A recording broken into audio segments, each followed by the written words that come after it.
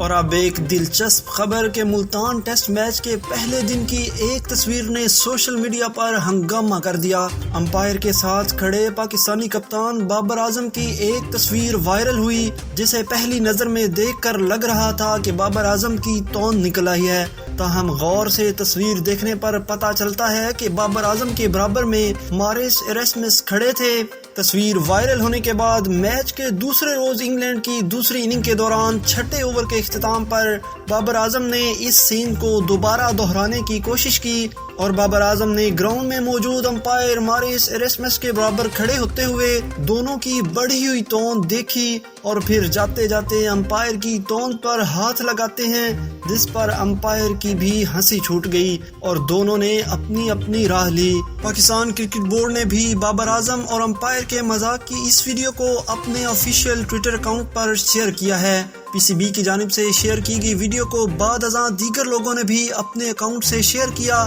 Video میں دیکھا جا سکتا ہے کہ جنوبی افریقہ سے تعلق رکھنے والے امپائر بھی بابر اعظم کے مذاق کو پسند کرتے ہیں اور اس پر مسکراتے ہیں۔ اس وائرل ویڈیو کو شائقین کرکٹ میں بھی خوب پذیرائی ملی ہے۔